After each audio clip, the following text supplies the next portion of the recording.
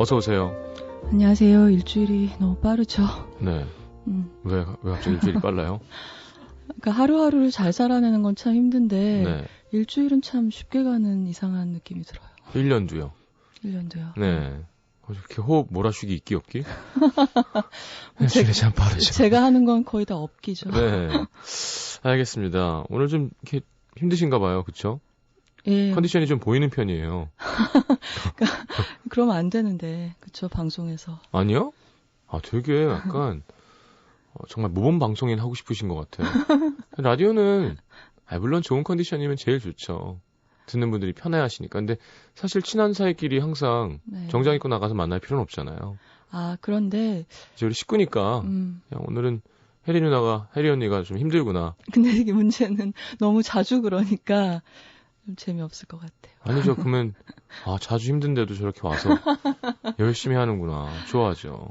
일 열심히 하고 몸을 오돌오돌 떨면서 이 방송 듣는다는 얘기가 있어요. 너무 좋아가지고. 네. 갑자기 부담되죠. 네. 네. 사시나무 떨듯이라는 표현이 참 잘 어울리는 정말 것 같습니다. 그러네요. 네. 이는 바람에도 그렇죠. 잎새 이는 바람에도 그렇죠. 잎새보다 얇으시니까요. 그래요. 자, 김혜리 기자님 어서 오시고요. 예. 자, 연말이면 그죠? 시상식도 많아지는데 시상식 많아지면 기자님들도 바빠지나요? 저희는 바빠질 일이 없고요. 저 레드카펫 준비할 일은 없잖아요. 전혀 없고요. 멋있겠다. 김혜리 기자님. 기자님의 패션 센스로 레드카펫을 확 걸어주는 거죠. 우리나라는 MTV 영화상 그런 게 없으니까 제가 입을 수 있는 옷은 없고요. 여배우들의 너무 심한 노출 의상에 일침을 놓듯. 일침을 가하는. 예, 교복 패션. 단추 많던 일본 학교 교복 패션이라던가. 6겹 포장 패션 이런 거를 보여드려요. 저희는 그거하고는 크게 관계없고요. 네. 영화지니까 저희가 뽑아야 돼요. 연말 결산을 하면서 저희끼리. 잡지 안에서. 예. 그렇죠. 그래서 설문지가 와서 담당 기자한테 엄청난 독촉이 오죠. 막 평도 달아야 돼. 예, 그러니까 추천 사유, 선정 사유 같은 걸 보내줘야 되는데 나중에 급하면은 이제 리스트만 보내고 그래서 또 쿠사리 먹고 그러죠. 정말 쓰면 안 되는 표현을 듣게 해주셨어요. 모범 방송인이 하고 싶으셨는데. 네, 그럼 지청구 어때요? 알겠습니다. 근데 예. 그러면 약간 엑스트라 특별 수당을 받나요? 아니요. 그건 그냥 애사심의 바탕으로. 아니 그냥 업무의 회사를 일환. 꾸려나가는 한 명의 업무의 일환.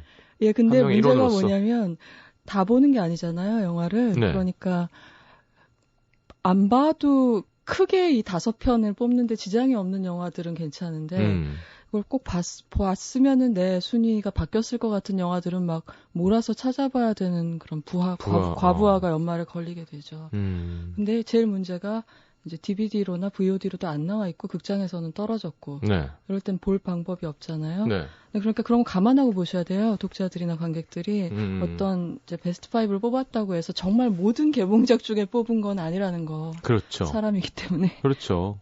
데이터베이스에서 이렇게 본 돌리는 영화 것도 중에서 아니고. 뽑은 것이다라는 걸 감안해 주세요. 자, 우리나라 제가 잘 몰라서 그러는데 영화 잡지가 몇 개 정도 있나요? 영화 잡지요? 현재 주간지가 2개 있어요.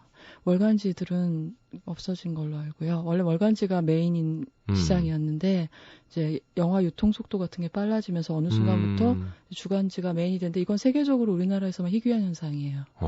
예, 다른 나라는 이런 경우가 없죠. 다른 나라는 먼틀리가. 그렇죠. 아직도 여전히. 네. 그래서 다 놀래요. 이렇게 해외 영화제 나가서 얘기하다 보면 주간지라고? 근데 몇 부라고? 근데 너희가 커버하는 영역이 까이지 시네마 같은 전문적 비평부터 엔터테인먼트 위클리나 버라이어티 같은 업계 잡지까지 다 포함한다고 그러면은 너희 영화 산업은 참 특이하구나 이렇게 얘기하죠. 매일매일 하루에 2시간씩 DJ 한다 그러면 외국에서도 뭐라고? 얼마를 주는데? 그걸 왜 그렇게 해? 너 안 바쁘니? 맞아요. 네. 그렇대요. 시트콤. 예. 매일매일 일주일에 5번씩 30분, 23분짜리를 만든다고 그러면, 근데 작가가 몇 명이라고 그러면, 아니, 작가가... 믿을 수 없는, 세상에 이런 일이. 하지만 우린 해낸다는 거. 뭐라고? 프로축구 팀이 몇 개라고? 근데 우리 막 4강 한다는 거. 그렇죠. 그러면 또, 약간 또, 아니야, 이상한 데로 가지 않겠습니다. 예. 자, 어쨌건. 네. 그 2 주간지 중에 하나고요. 네. 직원은 몇이나 되는 건가요, 그러면? 왜 이러세요? 몇 명이서 꾸려가는 건가요? 회계 감사 나오시고. 아니, 그냥 궁금했어요. 저희 취재팀은 기자는 한 11명, 12명 정도 돼요. 그리고요. 그리고 뭐 편집 기자가 3명, 뭐 사진 기자가 4명 이렇고 전체 직원은 꽤 많고요. 다른 부서까지 하면. 회사가 자꾸 커졌죠. 원래는 신문사의 한 부서로 출발해서. 예.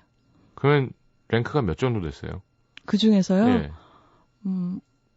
다니기는 창간 때부터 있었으니까. 장난 아니구나. 다니긴 오래 다녔는데. 살아다니는 전설이구나.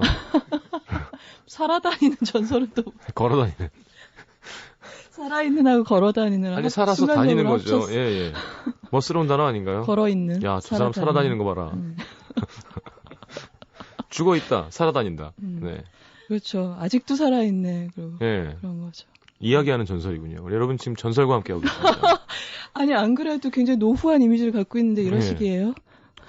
이러기 있기 없기? 역시 전설다운 어떤 유머 감각. 알겠습니다. 네. 몇 부 정도?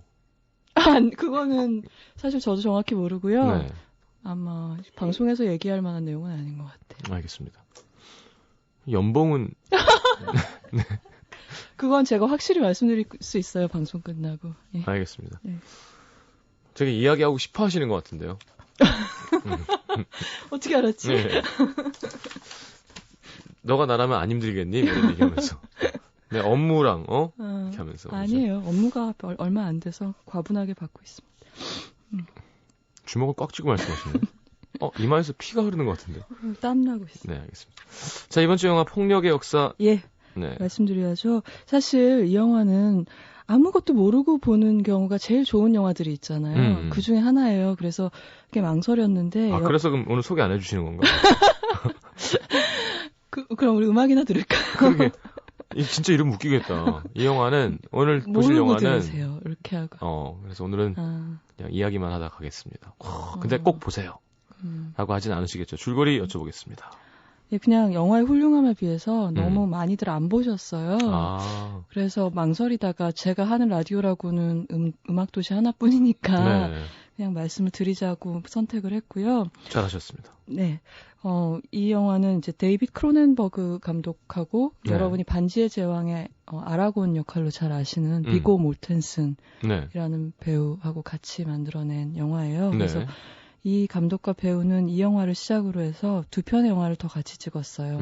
이스턴 프로미시스라는 영화랑 그리고 데인저러스 메소드라고 지그문트 프로이드랑 칼 융이라는 네. 그 유명한 심리학자 네네. 2명의 이야기를 다룬 영화 이렇게 3편을 같이 찍었습니다.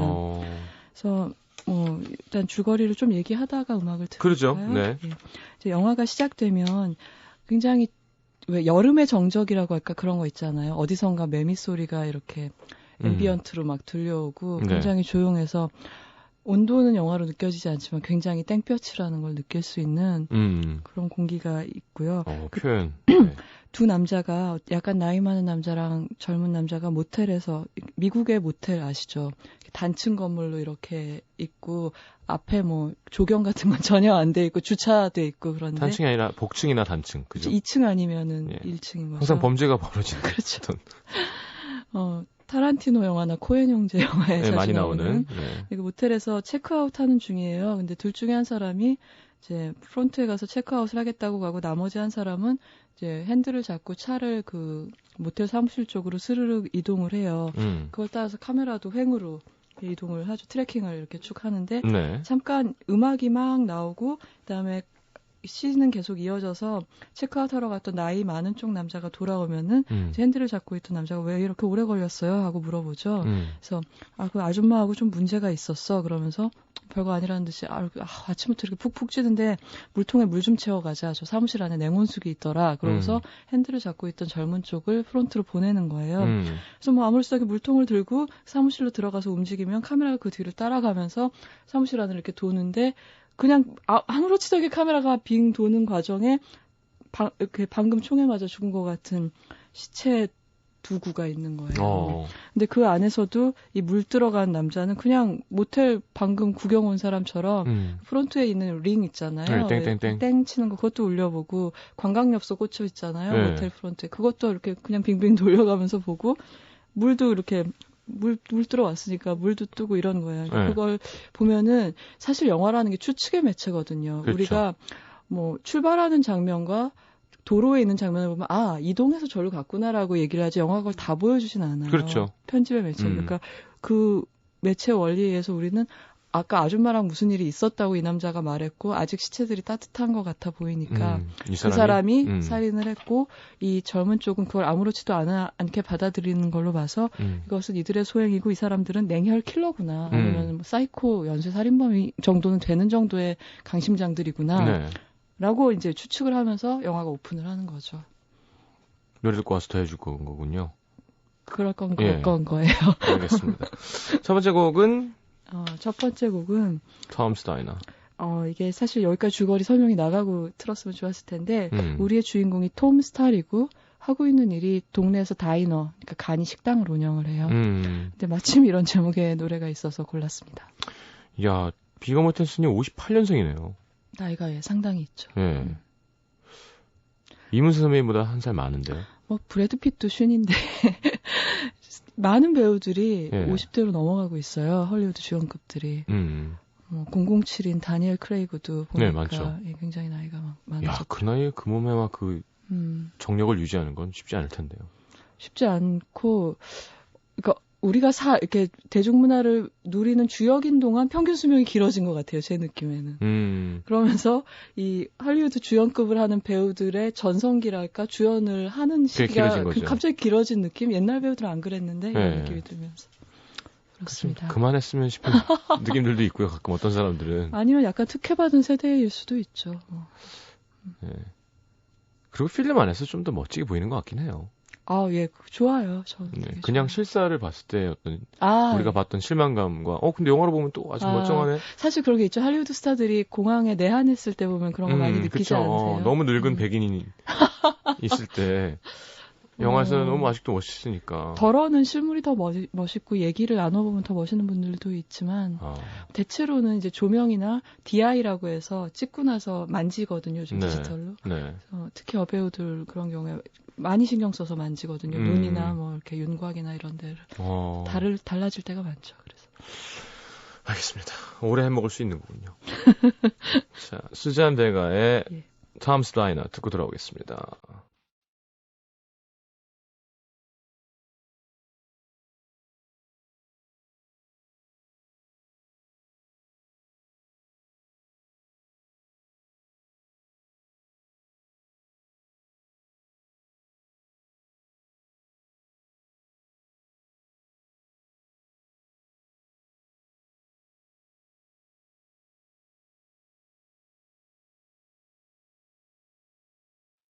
자, 노래 듣고 왔습니다. 네. 그리하여 우리는 그렇게 추측을 했지만 근데 이 영화의 특이한 점은 이 오프닝 시퀀스가 주요 인물이 아닌 사람들에 의해서 아주 정성껏 그려진 오프닝 시퀀스라는 거죠. 네. 근데 이 다음으로 넘어가면은 첫 그 오프닝 시퀀스에서 총성이 나거든요. 그 총성에 이어져서 매치컷으로 어떤 그 총성에 놀란 것처럼 소녀가 비명을 지르면서 악몽에서 깨어나요. 근데 매치컷이라는 단어를 제가 방금 썼는데 매치컷이라는 용어는 말하자면 공통분모가 있는 거예요. 앞신하고 뒷신이. 그러니까 같은 소리로 이어진다거나 아니면 동그란 어떤 창문에서 끝났는데 또 동그란 접시에서 다음 컷이 이어진다거나 이렇게 이미지나 사운드가 연결이 되는. 그렇죠. 링크가 되는 그런 컷을 이제 편집 용어로 매치컷이라고 얘기를 하거든요. 근데 그래서 어떤 소녀가 어디선가 악몽에서 깨어났는데 앞신에는 없었던 소녀인 거죠. 근데 우리가 보기에는 마치 앞신에 나왔던 그 사람들의 총성에서 놀라서 깨어나는 것처럼 보이는데 그 소녀가 있는 곳은 인디애나주의 어떤 조그맣고 평화로운 마을이고요. 밤에 이 꼬마 아가씨가 놀라서 깨나니까 이제 아이를 달래려고 아빠, 엄마, 오빠가 한 사람씩 이렇게 와서 다정하게 막 괜찮아, 우리가 옆에 있어라고 하는 거죠. 그래서 마치 그림같이 단란한 가족의 모습을 볼 수 있어요. 너무 대조적이죠. 아까 본 거랑. 그래서 이 가족 어떤 가족이냐면 진짜 아침마다 사랑해라고 진심으로 말하면서 출근을 하고 맞벌이 부부가 출근을 하고 그리고 서로 10대 때 우리는 왜 하이스쿨 스윗다시 아니었을까라는 걸 안타까워하고 그다음에 그래서 이제 조금 열정을 되살리려고 아내가 어느 날은 이벤트 한다고 막 치어리더 옷을 입고 애들 딴 데 보내놓고 둘이서 이렇게 좀 즐기기도 하고 그리고 이제 아들은 또 어떤 애냐면 굉장히 아버지한테 잘 교육을 받아서 학교에서 누가 이렇게 bully를 하잖아요. 따돌리고 괴롭힘을 당하면 거기에 이제 주먹으로 응수하는 게 아니라 위트로 극복을 하는 거예요. 말로 해가지고 싸우지 않고 넘어가고. 근데 이 사람들을 보면 약간 그런 이상한 위태로움인데 뭐냐면 이 굉장히 단란하고 평화로운 행복을 엄청 소중하게 느끼는 게 티가 나기 때문에 너무 소중하게 느끼니까 저게 깨질라나 보다 혹은 그렇죠. 뭔가 이게 오래 못 갈 건가 보다. 또 추측할 수 있군요. 예, 그런 느낌을 줘요. 근데 이 영화의 축이라는 건 뭐냐면 지금 보는 이 모범적인 아메리칸 드림의 단란한 핵가족의 세계와 우리가 오프닝 시퀀스에서 본 엄청난 폭력의 세계가 막 연결되는 거예요. 근데 이게 연결이란 말은 조금 경우에 안 맞는 것 같고 그 둘 사이에 세워져 있던 서로 넘어서는 안 되는 담 같은 게 붕괴되려고 하는 얘기인 거죠. 그래서 이게 바로 이 영화의 뼈대를 이루게 되고요. 그래서 아까 말씀드린 대로 톰은 동네에서 식당을 운영하고 있고 그 아내인 이디라는 여자는 지방검사예요. 근데 이 식당은 이제 미국 영화에 늘 나오는 간이 식당, 다이너, 카페테리아죠. 네. 팬케이크, 커피 이런 거 팔고 늘 사람들이 아침 먹는 데 있잖아요. 근데 아까 오프닝 시퀀스에서 본 그 무자비한 두 남자가 어느 날 문을 닫으려고 하고 있는데 끝나서 시간이 이 식당에 들어와가지고 시비를 거는 거예요. 괜히 시비를 걸고 그러면서 점점 더 이렇게 위기감이 고조되다가 웨이트리스를 총으로 위협해서 뭐 그게 어떤 폭행이든 폭행하려는 순간 사장님인 톰이 그거를 참다가 손에 들고 있던 뜨거운 커피를 끼얹으면서 상대방의 총을 뺏어서 두 사람을 다 사살을 하고 웨이트리스를 구하는 거죠. 엄청나게 민첩한 동작으로. 그래서 이런 경우에 이제 보통 용감한 시민이라고 9시 뉴스에 나오잖아요. 그래서 이게 영웅이 돼서 미국 전역에 뉴스에 오르내리고 막 동네 사람들은 막 너무 영웅이다 칭송을 하고 그다음에 막 외국에서 외국이란다 외지에서 구경도 오는 거죠. 영웅을 보려고. 그러니까 가게는 막 손님으로 북적북적 하는데 그 와중에 그런 구경꾼 중에 한 명인가 싶었는데 뭔가 이 동네에서 찾아보기 힘든 번쩍거리는 검정 세단을 탄 수상한 남자 일행이 들이닥쳐요. 그 중에 한 명이 우리가 잘 아는 배우 에드 해리스이고 한쪽 눈이 약간 유리눈 같은 거 하고 있는 사람. 에드 해리스는 아시죠? 네. 그 더 록이라는 영화에서 장군으로 나왔던. 근데 이 사람이 약간 닮았어요. 같은 종족 같이 생겼어요. 그 비거 본텐슨이랑. 그러네요. 눈이 굉장히 강철같이 파랗고 머리가 좀 연한 색깔이고. 근데 이 일행이 들이닥쳐가지고 톰한테 막 말을 거는데 자꾸 톰을 보고 조이라고 부르는 거예요. 사람 잘못 보셨습니다 하는데도 조이라고 부르는 거죠. 그러면서 필라델피아에서 일을 잊었냐고 이런 식으로. 근데 톰은 계속 부정을 하고 근데 마침 그 현장에 있던 아내 이디가 심상치가 않아서 수상한 사람들 우리 남편 괴롭힌다고 지방검사가 그렇죠. 마을 보안관한테 마을 경찰에다가 이제 신고를 하게 되고 보안관은 와서 이 사람들한테 경고를 주고 근데 이상하잖아요. 아무튼 그래서 신원조회를 해보니까 그러니까 2부로 넘어가자고 경찰관이 정말 잘하시는군요. 이제는 2부에서 함께하겠습니다. NBC FM for you. 자, 경찰관이 그 2부로 넘어가자고 얘기했죠. 그렇죠. 안 하면은 바로 구속이다. 이렇게 얘기를 해가지고. 인디애나였나요? 네, 인디애나. 그 주에서 그렇게 음악도시를 열심히 듣는다고요. 그렇죠. 인디애나에서는 그런 시간 어기는 거 용납 안 되고요. 그렇죠. 시장님도 사정이 있지 않겠느냐. 그렇죠. 하면서. 시장님도 한숨을 돌려야 되지 않겠냐. 그래서. 알겠습니다. 그래서 신원조회를 해보니까 그 온 세 사람들은 3명의 남자가 왔었거든요. 아까 제가 명수를 얘기를 안 했군요. 동부에서 활약하고 있는 조직 폭력배들이고 그리고 그 중에서도 이제 그 에데리스가 분한 포가티라는 남자는 더 무서운 남자고 그들이 계속 왜 그 집에 그 조그만 다이너에 그건 찾아온 왜 그랬을까요? 거예요? 그러니까 그런데 그 중에 그리고 그 사람들이 톰을 지칭했던 조이 큐잭이라는 이름도 찾아봤는데 조이 큐잭은 아무런 게 잡히지가 않아요. 근데 같은 성을 가진 그 리치 큐잭이라는 사람은 나오는데 그 사람은 필라델피아의 굉장히 유명한 폭력 조직 보스인 거예요. 근데 이때부터 이 단란한 스타일 가정에는 이제 그림자가 드리우기 시작한 거죠.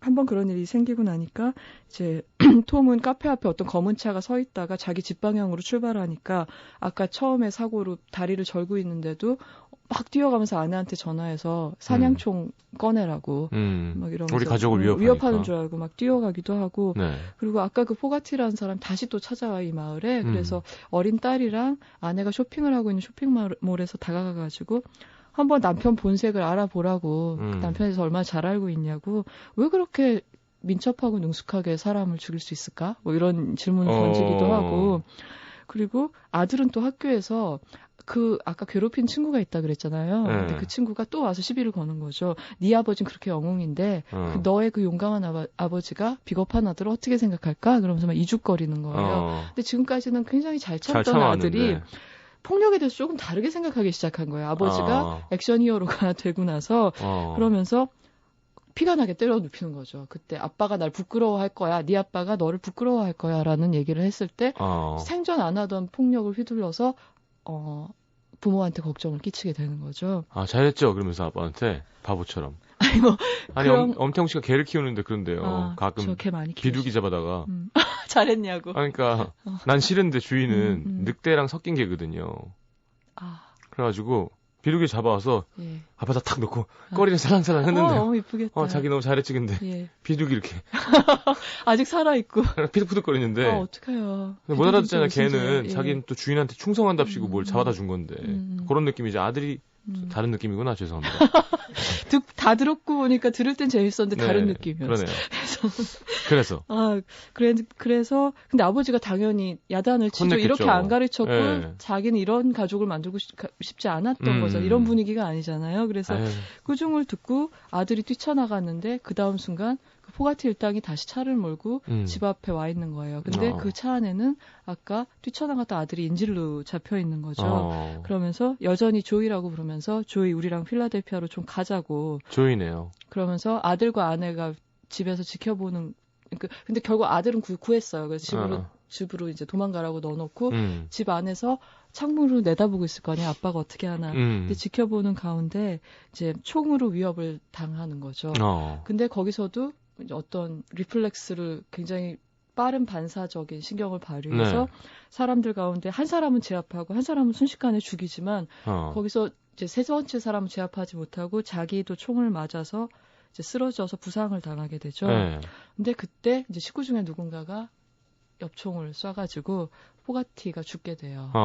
그러니까 식구 중에 가족 중에 또 한 사람이 손에 피를 묻혔다는 상황으로 이해를 하시면 되는 거. 이 평화롭던 가정은. 근데 지금부터는 아내가 자기가 어떤 걸 얘기를 포가티로부터 들었어도 남편을 믿었었는데 이번엔 들은 게 아니라 본 것 때문에 남편의 말을 못 믿기 시작하는 거예요. 왜냐면 자기 앞에서 분명히 그런 응대를 이제 어떤 폭력으로 맞대응을 했던 남편은 자기가 아는 남자가 아닌 거죠. 그렇기 때문에 서서히 의심을 하기 시작하고, 그리고 조금 생략을 하고 말씀을 드리자면, 필라델피아로부터 분명히 온 한 팀을 처치를 했는데 또 전화가 걸려오는 거예요. 톰한테. 그래서 그 전화를 받고 톰은 이제 더 이상은 여기서는 무마가 안 되는구나. 내버려둘 수 없고 내가 여기서 필라델피아로 가지 않으면 누군가가 또 찾아온다. 우리 가지고 생각을 해서 필라델피아로 향해서 가게 되고 영화는 거기서 마지막 장을 맞이하게 됩니다. 그러니까 좀 새 삶을 살고 싶었는데. 그러니까 추측은 되시죠. 근데 제가 이 영화가 아까 말씀드렸듯이 장면마다 세부들을 발견하면서 보시면 굉장히 재밌어요. 그래서 아무 생각 없이 봐야 되는데. 그래서 오늘은 좀 덜 자세히 설명을 해드리려고요. 그러면 저희가 설명을 다 해드렸으니까 이제 재미없는 영화가 됐네요. 저를 매우 쳐주세요. 아닙니다. 지금 되게 보고 싶어요. 아마 못 본 분들은 솔깃 땡길 겁니다. 영화도 안 길고요. 네. 그리고 전 사실 크로넨버그 감독의 영화 중에서 제일 걸작이 아닌가 지금까지도 생각을 해요. 참 독일 맥주 같은 이름을 갖고 계세요.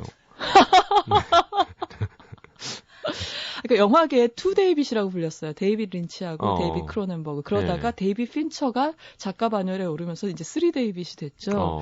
그래서 린치도 사실 좋은 이름은 아니죠. 근데 데이빗 린치랑 데이빗 크로넨버그가 굉장히 그로테스크하고 괴상한 영화를 만드는 걸로 유명했거든요.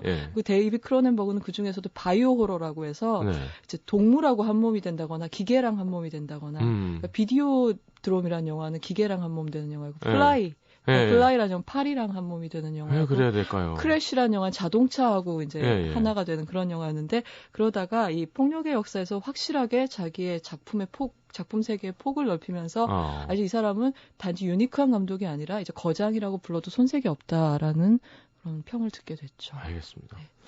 참 설명 재밌게 잘하세요. 그죠? 아닙니다. 자, 네. 노래 한 곡 듣고 그러면 예. 노래 듣는 동안 이제 네. 저는 중간 생략된 부분이랑 결론도 좀 듣고요. 예. 연봉도 좀 듣고 오겠습니다. 노래는 어떤 곡으로?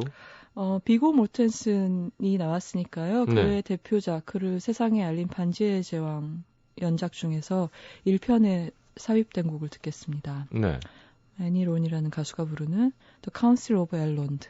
듣겠습니다.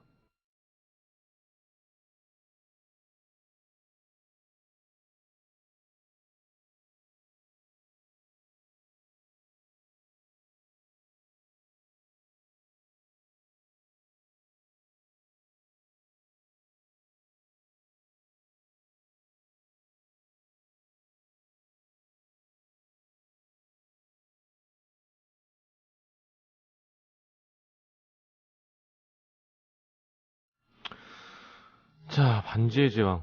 예. OST 중에서 함께 들었습니다. 좀 있으면 여러분 호빗이 나와요. 제가 오늘 예고편을 보고 왔는데 네. 전 사실 호빗에 대해서는 조금 기대가 낮았거든요. 뭐 여러 가지 둘러싼 얘기는 제가 개봉 때 다시 하고요. 네. 근데 예고편을 보는데 우리가 아는 모든 캐릭터의 젊은 모습이 나오는 거예요. 그러니까 또 다시 동하더라고요, 흥미가. 그리고 특히 제가 제일 좋아하는 캐릭터는 간달프인데 네. 너무 반가웠어요. 한달프 막 젊고 잘생겼어요? 아니요, 그분은 저는 나이 든 채로 너무 멋져요. 네. 그런 스타일 좋아하시는구나. 예, 그런 스타일 좋아해요. 약간 외국 남자랑 연애도 되게 잘 어울리실 것 같아요. 잘 어울리면 뭐예요? 안 생겨요. 그러니까 되게 이해심 많고 예. 뭔가 그죠? 멋스러운 예. 외국 남자랑도 잘 어울릴 것 같아요. 왜냐하면 웬만한 한국 사람은 김일 기자님의 테이스트를 충족시키기가 쉽지 않을 것 같습니다. 뭐 그런 건 아니고요. 근데 그런 생각은 들어요. 약간 서로 의사소통이 덜 되면 오히려 좋을 수도 있겠다는 생각은 들어요. 제가 너무 좀. 왜 다들 이렇게 공부를 많이 한 여자분들이 항상 하는 얘기 중에 하나입니다. 그래요? 예. 그러니까 제가 너무 제 좀 주위에. 과민한 면이 있어서 네. 서로 약간 영원히 모르는 부분이 있을 거 아니에요. 문화가 다르면. 근데 저는 좋은 커플은 그런 것 같아요. 서로 영원히 미스테리인 부분이 끝까지 두고? 가는 커플. 그게 계속 발견하는 재미도 있고 계속 궁금하기도 하고 그래서 좋은 것 같아요. 근데 사람이 참 희한한 게 그걸 끝까지 또 까서 열어보고 싶고 근데 열어보면 별거 없으면 또 약간 실망하고. 근데 우리 어렸을 땐 그렇죠. 네, 근데 어렸을 때. 이제 지금 나이에 연애를 하면 이제 그 정도의 어떤 영역, 비무장지대, 불가침 영역 그런 네. 거는 놔두고 넘어갈 수 있을 것 같아요. 문제는 뭐 안 생긴다는 거죠. 그러니까요. 어떻게 이태원 쪽에서 술을 자주 좀 드실까요? 그건 뭐 어렵지 않습니다. 알겠습니다. 캐릭터. 네, 캐릭터 함께 하시죠. 예, 오늘 캐릭터 제가 처음에 모범 시민이라고 소개를 드렸는데 네. 우리가 지금 암시를 드렸듯이 이 남자한테는 이제 2개, 3개가 있겠죠. 네. 그래서 이제 그 중에 반쪽이 모범 시민이라고 할 수 있겠고요.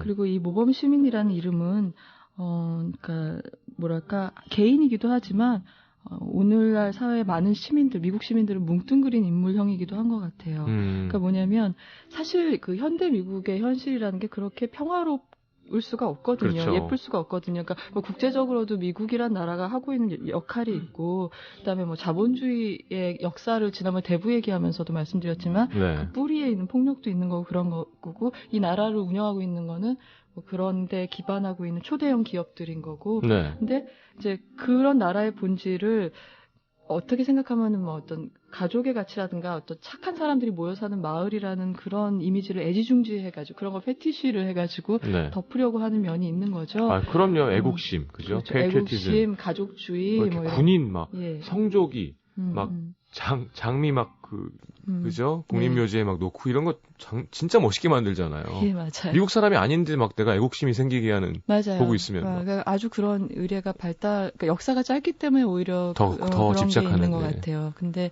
이제 그런 걸 극대화시키는 인물형, 그러니까 모든 시민의 대표 그냥 인물이라기보다 인물형이라고 할까요? 네. 이제 그렇게 부를 수 있을 것 같고 그거는 이제 아주 단적으로 얘기하면은 이제 현대 미국인들 내지는 현대인들의 인지 부조화 현상, 진짜 자기가 누구인가랑 자기 셀프 이미지 사이의 차이 같은 거를 단적으로 네. 보여주는 그런 캐릭터라고 할 수 있고요.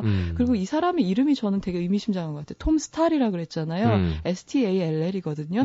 스탈을 사전에 찾아보시면 여러 가지 뜻이 있지만 동사로는 시간을 유예시키다 그런 뜻이 있고 스타. 네, 스탈. 그리고 칸막이한 방도 스탈이라 그래요. 그러니까 중간에 있는. 그러니까 약간 이 사람의 어떤 선택이라든가 삶하고 우연의 일치일까요?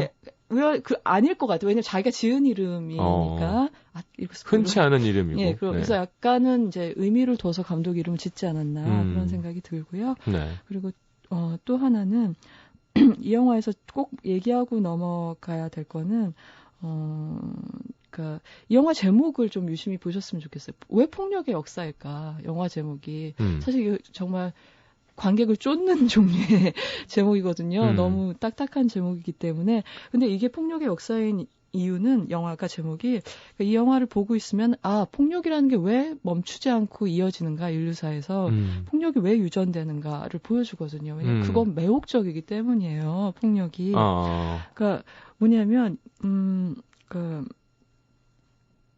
가족하고 마을 사람들은 원래 평화를 되게 사랑하는 사람으로 보여지지만 네. 스탈이 그런 폭력을 통해서 영웅적인 행위를 했을 때 물론 정당방위지만 네. 거기에 열광을 하거든요. 그리고 심지어는 이 사람이 원래 과거에 어떤 사람이었다고 밝혀줘도 그 사람이 더한 어떤 바깥에서 온 갱들로부터 자기들을 지켜준다면 서부 극에 나온 영웅처럼 분명히 용인할 거라는 걸 우리가 그러네요. 충분히 짐작할 수가 있어요. 멋있죠. 그리고 이게 분명히 이 가족이 예전 같진 않지만 약간 이런 거가 있어요. 아버지가 그런 폭력성을 보여준 다음에 아들은 어느 때보다 아빠를 존경하는 듯한 그런 인상이 있고요. 네. 아내도 남편한테 배신감을 토로하지만 정사신이 이 영화의 정사신이 앞부분에 하나가 있고 뒤에 하나가 있는데 비교 정사신이군요. 예. 근데 그 뒤쪽에 앞에 것은 굉장히 행복하지만 조금 미지근한 느낌? 뒤에는 조금 더 황폐하지만 격렬한 느낌 이런 게 있어요. 격렬. 그러니까 그런 뉘앙스. 저는 경멸적의 한 표를 던지겠습니다. 그리고 아무것도 모르는 꼬마 막내 딸도 네. 아빠가 굉장히 어떤 더럽혀진 상태로 다시 돌아가고 싶지 않던 과거의 때를 드러내고 돌아왔을 때 받아들이는 몸짓을 하는 장면이 잠깐 지나가거든요. 이거 약간 동물의 세계 같은 거 아닌가요? 그러니까 이걸 볼 때 그리고 이런 걸 볼 때 이 비단 폭력에 매혹되는 건 비단 극중 인물뿐만이 아니라 저는 거기에 우리 관객, 우리도 포함되어 있다는 거 되게 중요하다고 생각이 돼요.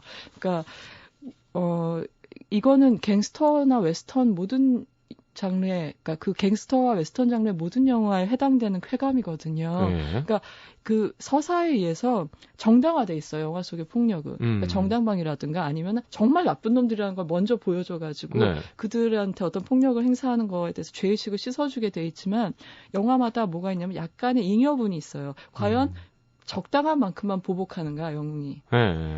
근데 사실은 조금 더 하거든요. 그럼요. 저는 제일 그게 지나가면서 일단 입구에 있는 사람 쏘잖아요. 그럼 진짜. 그래도 딸 자식이 있고 부모님이 있고 할 텐데 그 적장을 죽이기 위해서 중간에 맞아요. 열심히 노력하는 병사를 다 죽이잖아요. 그런 거에 대해서 우리가 그냥 넘어가게 되죠. 제가 이상한 거군요. 그리고 이 부분에 대해서는 이 영화의 신발신으로는 저희 선배는 허문영 평론가가 폭력의 역사를 분석한 글에 아주 장면별로 분석이 잘 돼 있는데요. 아까 제가 오프닝 시퀀스를 좀 길게 설명드렸잖아요. 근데 아까 이 허문영 평론가의 글을 자세히 보시면 아시겠지만 그 오프닝 시퀀스에서 우리가 추측만 했다 그랬잖아요. 그들이 저지른 일을.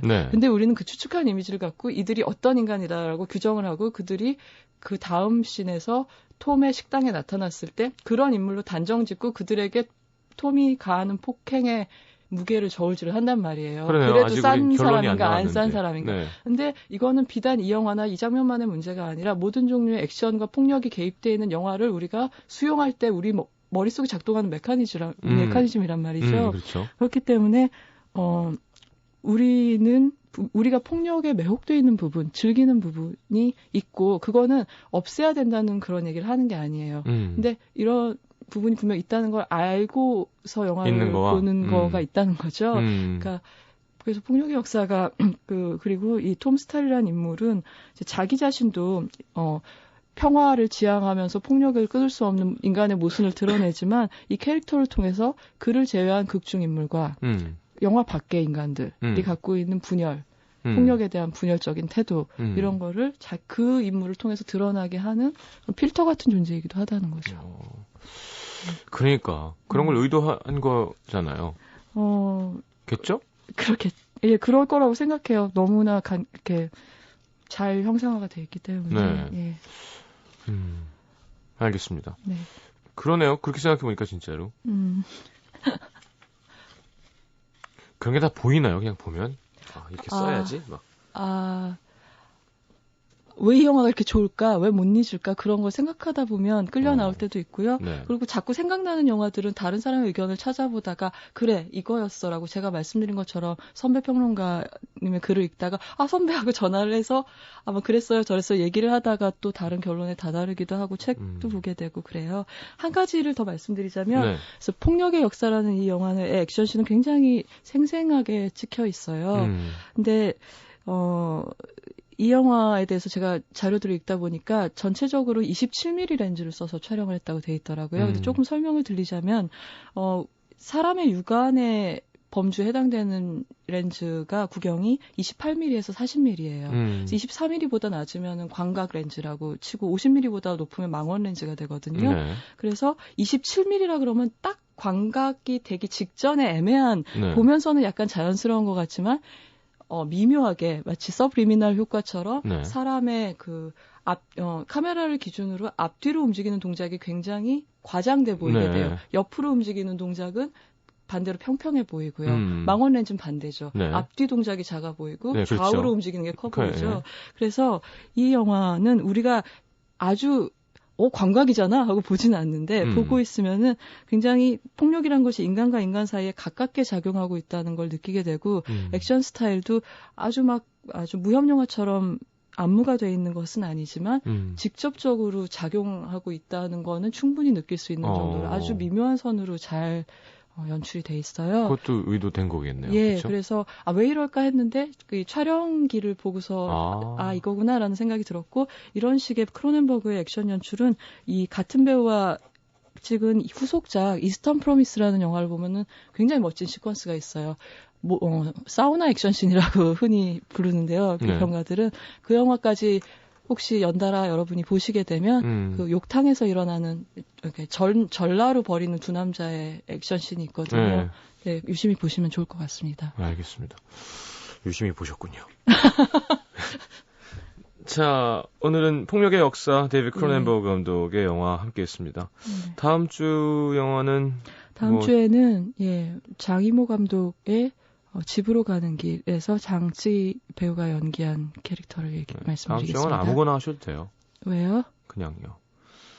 자, 보내드리면서 광고 듣고 머런5의 Moves Like Jagger 이거 요즘 또 들으시는 노래군요. 아니요, 그렇진 않은데요. 어떻게 그렇게 됐네요. 알겠습니다. 좀 이상하다고 생각했어요. 너무 대중적인데. 자, 안녕히 가십시오. 감사합니다. 감사합니다.